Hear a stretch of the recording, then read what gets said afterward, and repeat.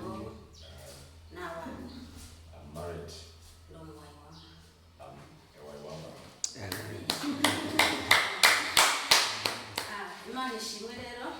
Praise God for this morning. It's a blessing morning. It's an amazing day for us who are here. I have the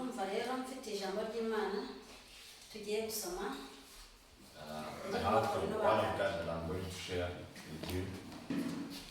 We're going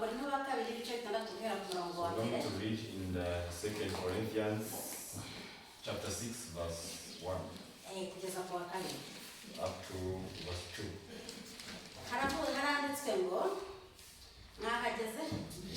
Are you there?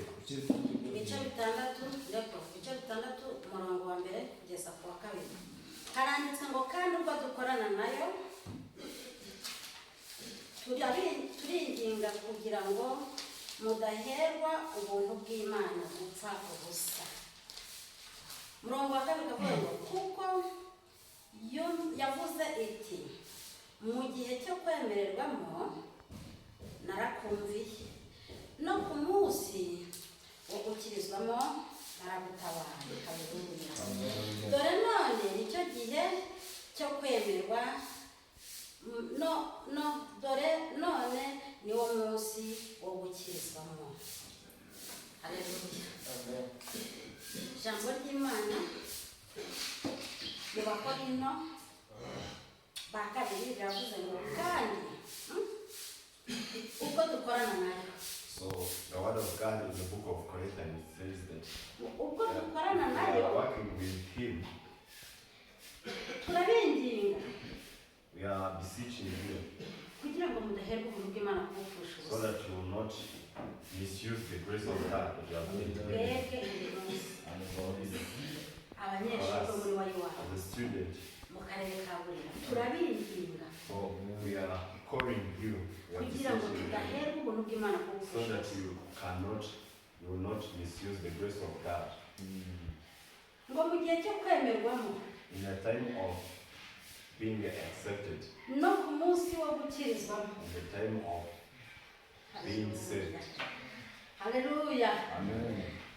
Ijambo mpuzaniye uyu munsi The one that I have today riravuga ngo ni igihe cyo kwemererwa. is time for acceptance. Haleluya. Amen. Igihe cyo kwemererwamo uyu munsi. Today is a day of being accepted. Iyo Imana yakwemeye When God accepted you, iragutabara. it saved you. Iyo Imana yakwemeye When God accepts you, iguha amahoro. He gives you a peace. Iyo Imana yakwemeye When God accepts you, iguha ubuntu bwayo. He gives you His grace. Haleluya. Amen. Mu gihe cyo kwemerwa niko ijambo ryavuze. Ngo mu gihe cyo kwemererwamo. So Haleluya. the time of being accepted No mu gihe cyo gukirizwamo. and the time of being rescued. Ngo dore none nicyo gihe cyo kwemererwamo. Now this is the time for being accepted Dore none niwo munsi wo gukirizwamo. and it's a day for being rescued. Tugiye mu bacamanza When we read in the book of ibice bitandatu the verse 6, chapter 6, umurongo wa mbere verse 1 kugeza 24. up to 24. Icyo gihe Abisiraheli That time the Israelites bari baratandukanye n'Imana. were separated from God. Bari bari kure They y'Imana. were away from God. Ariko batatse Imana, batakiye Imana, But when they cried unto God, irabumvira. God heard them Irangije ibaha umucunguzi and He gave them wo gucungura Abisiraheli ariwe Gideyoni. the Redeemer, if I can say like that, is Gideon. Cyari cyo gihe cyo kwemererwamo. So that was the time for being accepted Kuko bari batakiye Imana. because they cried out for God. Barangije barayibaza bati niki gitumye abamediyani batugiraho imbaraga. And they asked him why the Midianites that are overcoming us. Ariko icyo gihe But that time, Imana irabihishurira. God revealed Himself unto them. Yihishurira Gideyoni iramubwira ngo God revealed unto Gideon cyane uko imbaraga zawe zingana stand up and go in your uzanesha abamediyani and you will defeat the leader nk'umuntu unesha umuntu umwe gusa as fighting with one person. cyari cyo gihe cyo kwemererwa ko kwariyo Imana ishimwe. uyu munsi nawe niyo nkuru nkuzaniye. Hallelujah. This is the message that I have for you in this morning. uyu munsi Imana nikwemera Today, if God accepts you, irakugabiza ababisha bawe He's bose. going to give you your enemy. uyu munsi nikwemera Today, if God is going to accept you, irakugabiza ibyakugiza nk'imbaraga. He's going to give you an authority over those things that are oppressed you. Hallelujah. Amen. Hallelujah. Amen. Hallelujah. Amen. uyu munsi ni wo munsi wo Today kwemererwa. is a day of being accepted. Amen. Amen. gihe kimwe Zakayo So one day, Zacchaeus, arangije ayurira umuvumu he climbed the tree. ashaka kureba umwami Imana. He wanted to see the Lord. cyari cyo gihe cyo It kwemererwamo was a time for being kuko uwo accepted. munsi agakiza katashyiwe. Because that time the salvation came in his house. Amen. Amen. igihe cyo The kwemererwamo. time of being accepted. igihe cya Sara cyarageze cyo kwemererwamo. The time of being accepted to the son. Imana imuha umwana w'umuhungu. And God gave her a son. uyu munsi numva igihe cyo kwemererwamo cyane. Today I'm just Iki nicyo gihe, time of iki nicyo being gihe. accepted. iyo igihe cyageze amasezerano arasohora. Let's go. And Hallelujah. Hallelujah. Hallelujah. Hey. Amen. La la shifa la la baya si shefo. Igihe cyageze. Haleluya. Amen. Imana iragutabara kuko igihe kiba cyageze. because it's the time. Haleluya.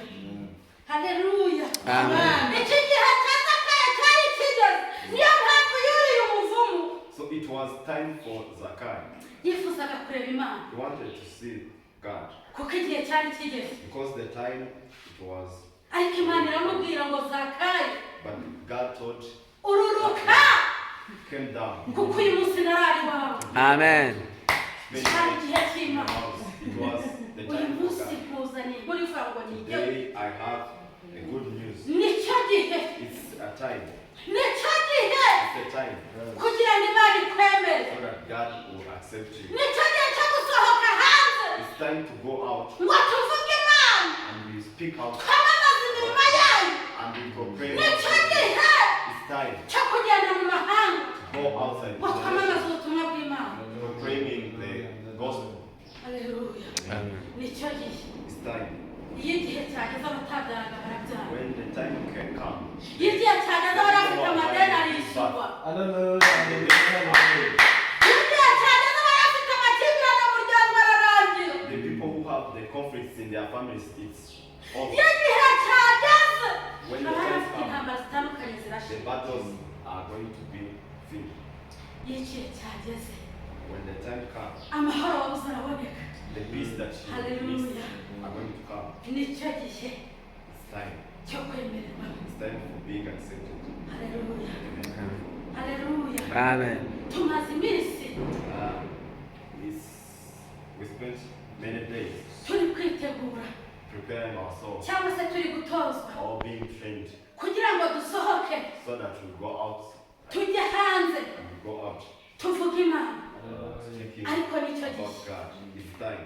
Haleluya. Amen. nicyo gihe cyo kugira ngo dusohoke kuko Imana yarangije kutwemera. It's time for going outside because God has accepted us. Haleluya. Amen.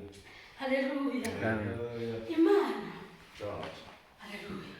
uyu munsi yamaze kutwemera. today has already accepted us. ni igihe rero So it's time cyo kugira ngo so that twamamaze ubutumwa bw'Imana. we go outside and proclaim the gospel of God. twarebye inkuru zo mu bacamanza mu gihe cya We Gideyoni. read the stories of Gideon. Gideyoni yabonaga ari umunyantege nkeya. Gideon saw himself as a weak nta person. mashuri yari afite. He was not educated. nta mafaranga yari afite. He had no money. ariko kuko cyari cyo gihe cyo kwemerwa Because it was the time for being accepted. yanesheje abamediyani He defeated the Midianites nk'umuntu unesha umwe gusa. as the person who is fighting with Amen. one person. tugiye gusohoka rero So we went outside tujye kuvuga Imana and speaking out ariko ntugire ubwoba. God. But don't fear. nta mafaranga ufite yego You don't have money. nta n'ubumenyi And maybe you have nta n'amaboko yo there is no person who can stand and support you, ariko imana iri kumwe nawe but God is with you kuko ari cyo gihe. because it is time. Haleluya, Amen. haleluya, Amen. haleluya. Amen. Njye ndumva ari cyo gihe, For me, I feel like it's a time. ndumva ari cyo gihe. It's a time. Amina, Amen. mana ishimwe. Hallelujah. Turacyari kuri rya jambo ryangwa icyo gihe. We are still talking about that word that says that the time. Iyo imana yakwemeye When God accepts you, uhabwa agaciro. you receive the value. Iyo imana yakwemeye So when you are accepted, uremerwa. so you're going to be accepted by others. Uyu munsi turi hano, Today we are here. ndetse hari ab'imiryango itari kwemererwa nabo ko bari hano. Even your family, they don't Nta accept that gaciro you are babaha here. They don't give you a value kuko bari kubona bari mu bintu wenda bitabara, because you are in these things that are kubera not ko barebesha amaso making y'umubiri. sense because they are using the fresh. Ariko igihe cyo kwemerwa nikigera, At the time of acceptance, imiryango irakwemera. the Amen. families, they accept you. Haleluya. Amen. Igihe cyo kwemerwa nikigera, When the time of being accepted comes, barakugisha inama they come and kuko ari cyo gihe cyo kwemerwa. asking for advice Haleluya, because the time of being accepted has already come. haleluya. Igihe cyo kwemerwa So the cyageze, time of being accepted, hari amateka ahinduka. there is a history that is going to be changed. Igihe cyo kwemerwa cyageze, When the time of being accepted comes, ubuzima burahinduka. your life is going to be changed.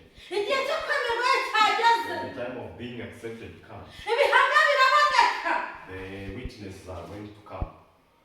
Igihe cyo kwemerwa cyageze, When the time of being accepted comes, utari ufite abamushyigikira arabagira. a person who has no person to stand with